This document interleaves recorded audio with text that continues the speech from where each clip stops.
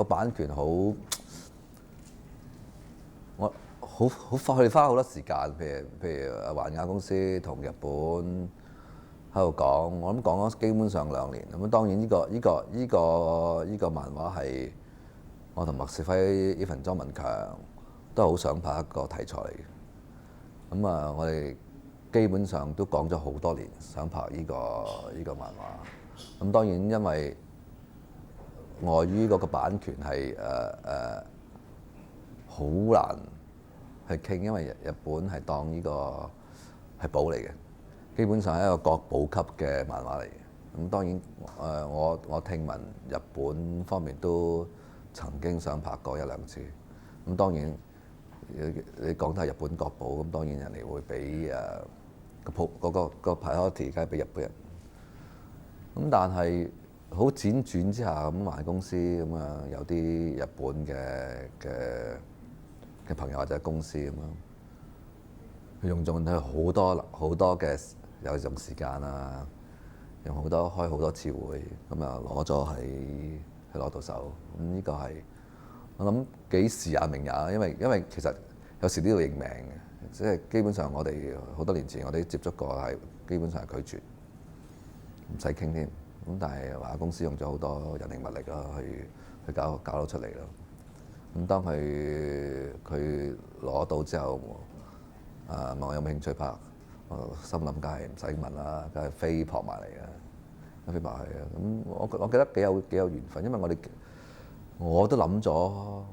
好多年，因為基本上賽車係我好中意呢種叫做運動啦。咁我自細好後生已經開始揸車啊，所謂練車啊。然後我拍第一部戲都係好關於賽車嗰啲片。咁到我咁多年後再有機會拍呢個我心儀嘅漫畫，因為你好少有心儀嘅漫畫，變咗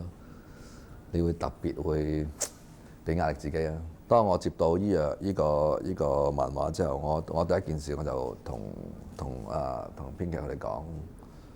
我今次我好想盡量好 original， 即係好原著去講翻呢個頭文字 D 嘅故仔。因為通常我哋改編漫畫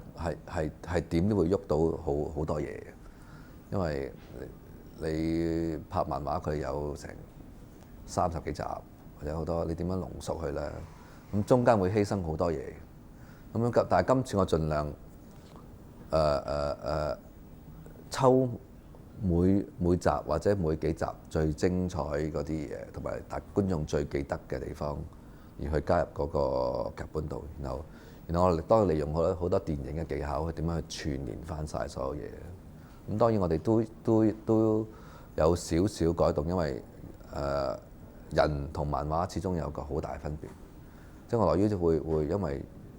會就呢個演員同呢個演員個關係可能有少少改變嗰啲嘢。咁但係盡量我係成日強調，我想今次好 original， 好原著去呈現翻個故仔出嚟。周杰倫好似本身嗰個漫畫個拓海，因為嗰個佢説話唔多啦，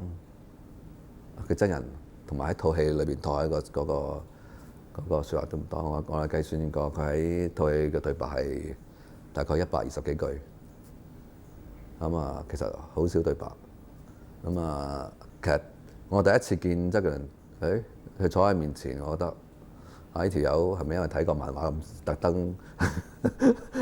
做俾我睇？佢似拓海啊！咁現實生活佢係一個又唔係好多嘢講嘅人。咁變咗我記得去見佢嘅感覺，我去台灣見佢個感覺係俾晒。因為當時我好老實講，我有少少擔心，因為周杰倫始終係第一次演戲，你始終會有啲擔心。但係見完之後我就完全消失晒嘅，因為個 feel 好好，個感覺好好。Eason 你知得睇落去，哇！好似好有料到喎，即係嗰隻感同埋技術型，佢係喺我同自己講Edison 嗰個都係好有技術啦，好有 theory 啊，冇人會譬如 N 展點尋根究底啊，每個避震要幾多磅力啊，佢其實用電腦計算晒所有嘢，咁變咗係你周杰倫角色係譬如乜要係咁嘅咩？呢個話佬係咩？我完全唔識，佢就要坐上車憑佢感覺去揸車。咁但係 Edison 個角色就係佢每樣嘢係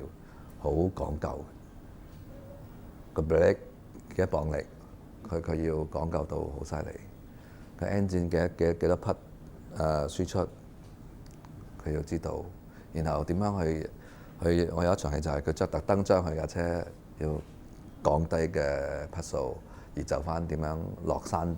賽嘅嘢，即係每樣佢會咁執着去咩，所以變咗個兩個衝突好睇，大家有各自嘅嘢。文樂就都係幾似入邊漫畫性格啦，即係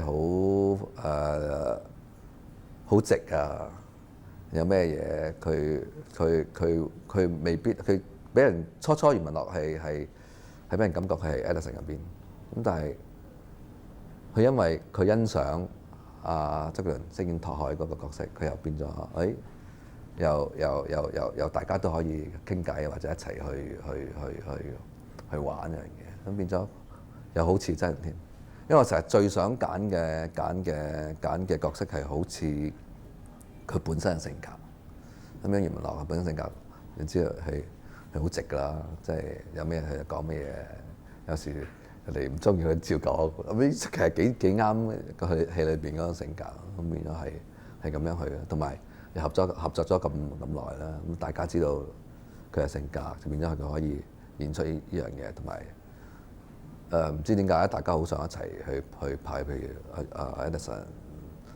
樂仔、Even 秋生佢哋，我哋其實都好想咁上下就拍一部，咁上下拍一部，咁有呢樣可能有少少所謂啲班底作用咯，我覺得。即係小春嗰個基本上係同漫畫嗰個叫咩名京一係一模一樣，爆頭巾就係陳小春嚟，咁但係好奇怪，佢而家嗰個地位咧，又好似漫畫個地位，因為漫畫係要一個基本上職業車手。玩咗啲所謂賽車好多年，而又有少少睇唔起而家啲新進嘅車手，因為小春已經係職業車手，點對你？你初出嚟揸車，佢點會睇得上眼？變咗嗰個地位幾似，你知小春拍咁多年戲，唱咁多年歌咁樣，變咗嗰個份量係好足夠啦。譬如因為我哋唔係好多場小春，6場至8場，一出嚟嗰個又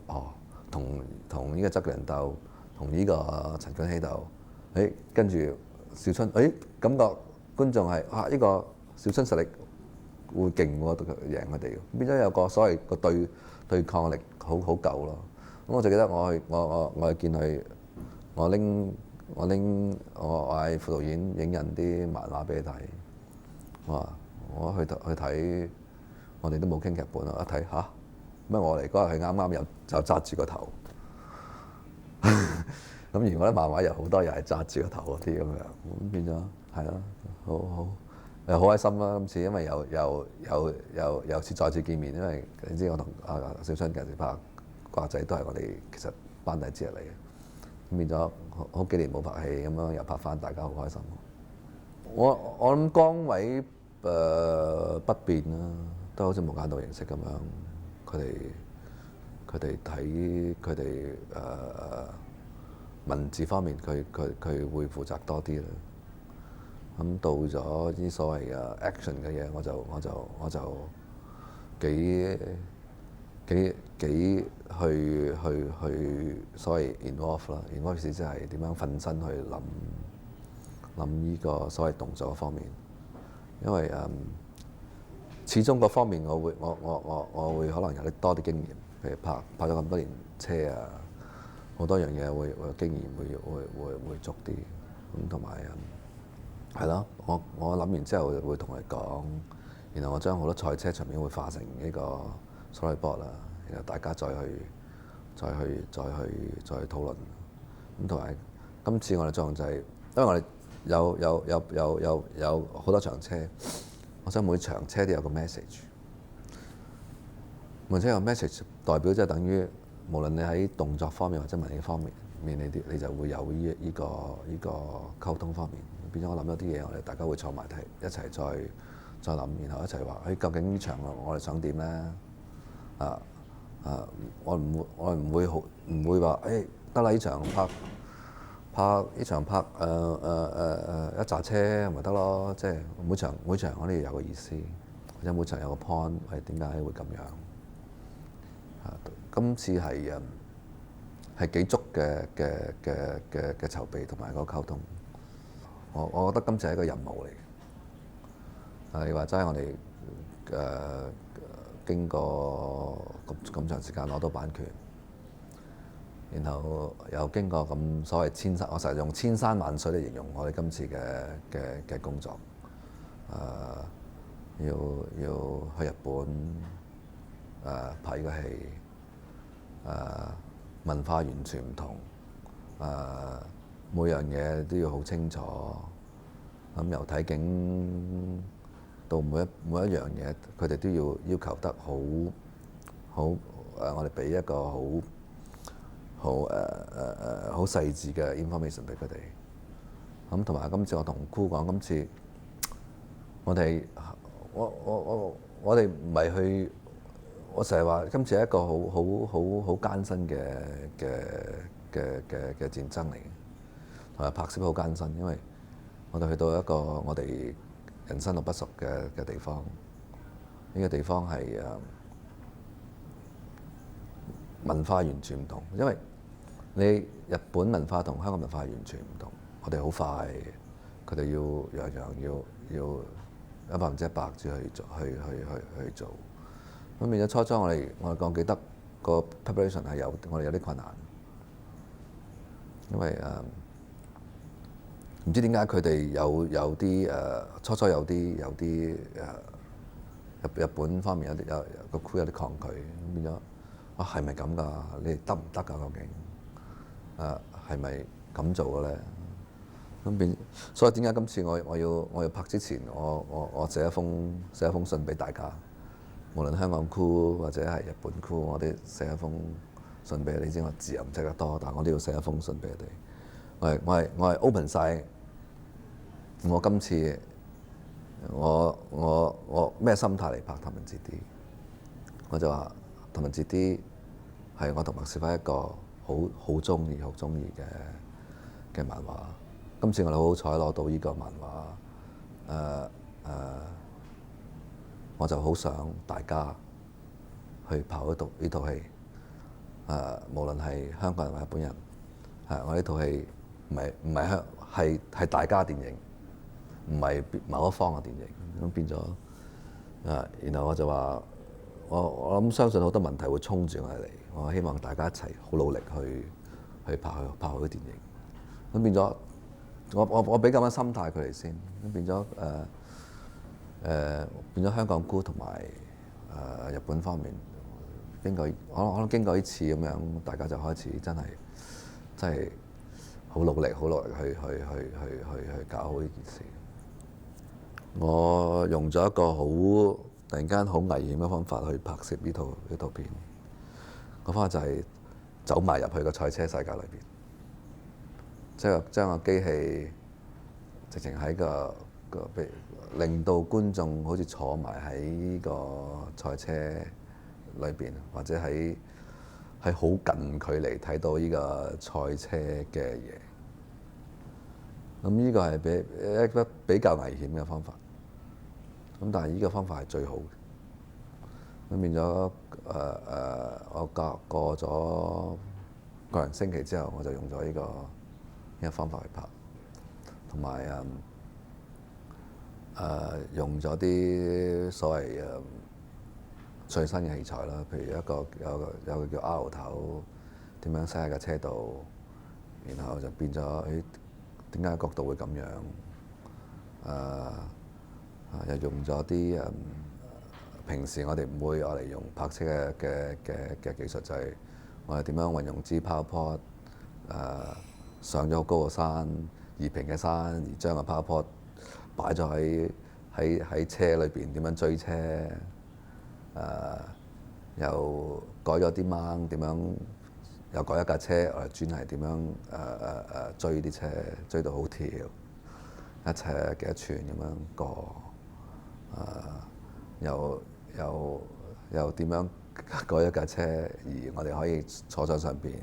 而拍啲車追逐或者係用好高速度拍。演員點樣去漂移各樣嗰啲，今次係用盡法寶嚟形容咯，我覺得係。我好開心今次 create 咗一個好得意嘅賽車世界。譬如即係我講啲山路我哋點樣將一條山路變成一條賽道出嚟啊！呢個好有趣呢個。譬如我成日拍完之後，點解條山路會喺度嘅咧？你基本上呢套片唔可以喺香港拍，因為香港都冇咁嘅山路。同埋好彩今次我哋揾到一個山路可以全程封咗俾我拍，呢個係減少咗好多危險性嘅問題。我哋由山底封到上山頂，咁變咗係我哋唔怕有外來嘅車影響到晒我哋，咁變咗我哋可以好集中拍每一場車。賽車冇，我哋由 Day One 開始覺得冇計，一定係夜晚，因為喺現實上或者喺呢個點樣方面都係其實夜晚啲人會感覺賽車係好啲嘅。咁所以呢個問題。當然，如果一個慳錢嘅，全部改晒日景就可以好方便拍攝啦。咁但係嗰個 mood 係好唔同，因為係賽車黑地，有啲光影，只係一個係年青人好追求嘅所謂午夜飛車嗰個刺激感。咁係咯，總之賽車總之我就撥咗去夜晚。咁當然有啲有一兩場我係要 Magic Hour 拍嘅，即係天空光嗰時，譬如有一場，我記得第一場送豆腐嗰場，我係要成場，譬如嗰場我有50個鏡頭，我50個鏡頭都係要叫做點講 Magic Hour 咁樣，即係啱天空光嗰時拍。咁我哋拍完呢一場戲就我覺得我哋一世人成日經過咗嘅日出日落係最多咯。經過咗幾十個日出日落，因為我哋因為拍一場，我真係要求到嗰場就係天空光嘅啫，咁就去拍嗰場。我覺得呢個經驗幾得意，經過幾十個嘅日出日落啊！你只可以拍幾個鏡頭嘅啫，每個 Magic，咁變咗係嗰場係用咗成30個光日天啦。咁當然中間會拍第啲嘅，但係淨係嗰場我要用呢種咁嘅時間去拍，咁我睇到一種好得意嘅光線出嚟。我會講頭文字 D 係一個我覺得係幾歷史任務嚟嘅，即係我話齋一個國寶嘅漫畫，而交喺你手上，而你個心態係我今次唔衰得，即係你嘅心機會花幾多落呢套片度咧？即係個可想而知今次嗰個任務係幾咩㗎？我成日覺得呢個係幾歷史任務嚟，即係所以我哋無論台前幕後或者係投資方，都用晒所有心機上一套戲好，我覺得呢個就係一個幾大嘅賣點。